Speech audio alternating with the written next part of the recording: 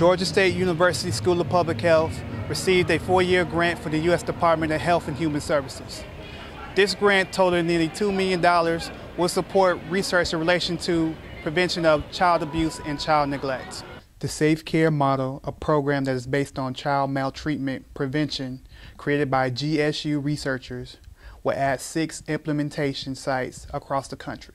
This project will provide each potential site support to become fully self-sufficient to do work in the area led by Dr. Daniel Williker. We'll have a competitive process for sites to apply to become one of the locations that we train as part of this study. And so in that way we'll be able to pick the sites that are most interested and most ready to adopt our model. In addition, to expand the program, the grant will support the training and research aspects of Safe Care Model.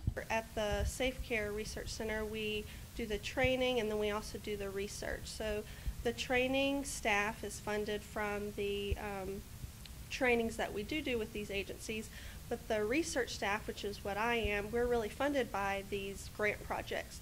So it's really important to have those projects because they fund my position in particular. Safe Care will deliver services to nearly 2,400 families in the next 4 years. For more information, please go to www.safecare.org. Tom Terry, GSTV.